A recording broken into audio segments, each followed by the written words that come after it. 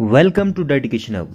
दोस्तों आज है 2 सितंबर 2020 और हम आज के best of selected current affairs के क्वेश्चंस को डिस्कस करेंगे और साथ ही हर क्वेश्चन से रिलेटेड इंपॉर्टेंट फैक्ट्स भी मैं आपको डिटेल से बताऊंगा और ये सारे फैक्ट्स आपको इसी वीडियो में याद हो जाएंगे। बस आपको अगले 5 से 10 मिनट तक इस वीडियो को ध्यान से और पूरा देखना है और इस वीडियो के लास्ट में आपके लिए एक टेस्ट भी रखा गया है जिनके आंसर्स आपको कमेंट बॉक्स में देने हैं। तो आइए अब हर दिन करें तैयारी डेडिकेशन हब के साथ। तो चलिए इस बेहतरीन दिन की बेहतरीन और शानदार शुरुआत करते हैं। तो आज का पहला और वेरी इंपॉर्टेंट क्वेश्चन है, किस राष्ट्रपति के हस्ताक्षर से उत्तराखंड में पहली बार राष्ट्रपति शासन लागू हुआ था? ऑप्शंस है Pranab Mukherjee, doctor APJ Abdul Kalam, doctor Rajendra Prasad और प्रतिभा देवी सिंह पाटिल। तो इसका सही जवाब है प्रणब मुखर्जी। अब देखिए वर्ष 2016 में केंद्रीय कैबिनेट की 26 मार्च की सिफारिश के बाद 27 मार्च 2016 को, कब 27 मार्च 2016 को उत्तराखंड राज्य में तत्कालीन राष्ट्रपति प्रणब मुखर्जी जी के हस्ताक्षर से ही पहली बार राष्ट्रपति शासन लागू हुआ था। तो कब लागू हुआ था? 27 मार्च 2016 को। किसके हस्ताक्षर के बाद? तत्कालीन राष्ट्रपति यानी 13वें राष्ट्रपति प्रणब मुखर्जी जी के हस्ताक्षर के बाद। आइए अब कुछ अदर इंपॉर्टेंट फैक्ट्स जान लेते हैं।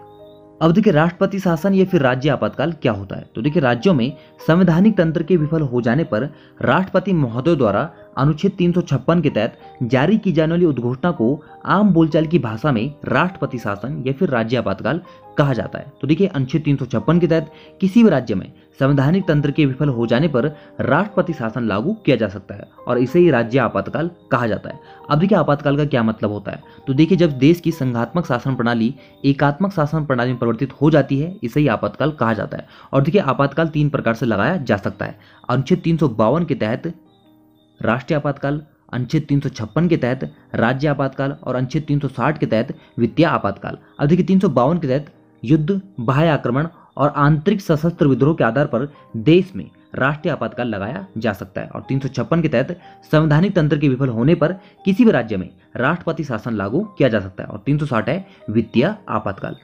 तो देखिए उत्तराखंड में वर्ष 2016 में पहली बार राष्ट्रपति शासन लागू हुआ था अनुच्छेद 356 के तहत। आइए पूरे घटनाक्रम को समझते हैं। देखिए तीसरी विधानसभा के लिए, किसके लिए? तीसरी निर्वाचित विधानसभा के लिए। देखिए पहली कब बनी थी?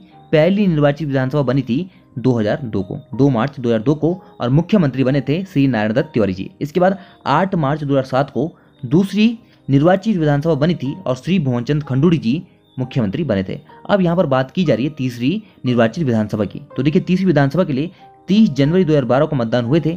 कांग्रेस के गोविंद सिंह गुजराल को विधानसभा अध्यक्ष चुना गया। बहुमत के आधार पर 13 मार्च 2012 को कांग्रेस सांसद विजय बोगड़ा राज्य के 7वें मुख्यमंत्री बने थे।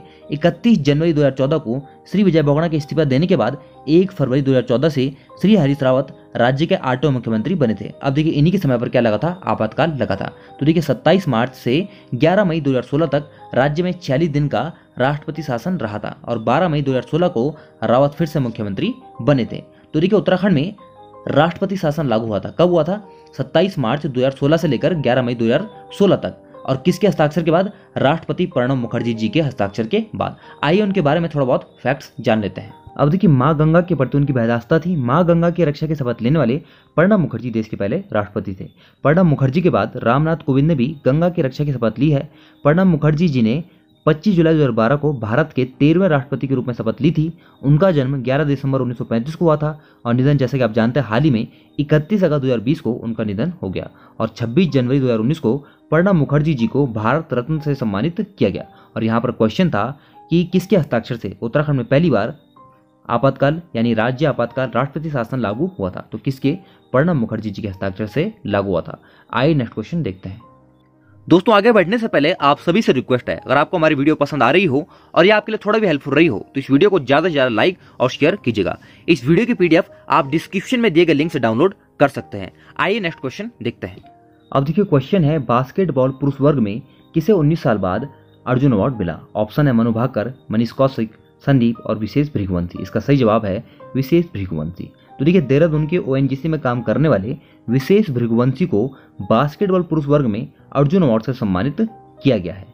आइए डिटेल से जानते हैं। अब देखिए इनके नाम बहुत से रिकॉर्ड दर्ज है। विशेष रघुवंशी ने लगभग 45 अंतर्राष्ट्रीय प्रतियोगिताओं में 200 से ज्यादा मैच खेले हैं और उनकी टीम को 10 स्वर्ण पदक, 2 रजत पदक और 1 कांस्य पदक हासिल हुए हैं। अब देखिए अंतर्राष्ट्रीय बास्केटबॉल खिलाड़ी और भारतीय बास्केटबॉल पुरुष टीम के कप्तान विशेष भृगुवंशी का अर्जुन पुरस्कार 2020 के लिए नाम भारतीय बास्केटबॉल संघ ने खेल मंत्रालय को भेजा था और ऐसा वो पिछले 3 साल से कर रहे थे। अब देखिए 19 साल से किसी भी पुरुष बास्केट खिलाड़ी को मंत्रालय ने यह पुरस्कार नहीं दिया था। मैंने आपको पहले बताया कि 19 साल बाद किसी बास्केटबॉल खिलाड़ी को यह पुरस्कार दिया गया।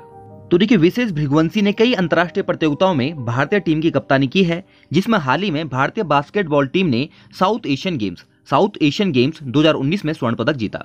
वह साल 2006 से अभी तक भारतीय बास्केटबॉल टीम के सदस्य हैं। 2008 में बास्केटबॉल विदाउट बॉर्डर्स में एशिया के सर्वश्रेष्ठ खिलाड़ी का पुरस्कार भी उनके नाम है। विशेष भृगुवंशी पहले ऐसे भारतीय खिलाड़ी हैं जिनका चयन ऑस्ट्रेलियन राष्ट्रीय बास्केटबॉल लीग के लिए भी हो चुका है। इस प्रकार से उनके नाम बहुत से रिकॉर्ड दर्ज हैं। इसी वजह से उनको वर्ष 2020 में अर्जुन अवार्ड से सम्मानित किया गया और ऐसा 19 साल बाद हुआ है जब किसी भारतीय बास्केटबॉल खिलाड़ी को इस पुरस्कार से सम्मानित किया गया है।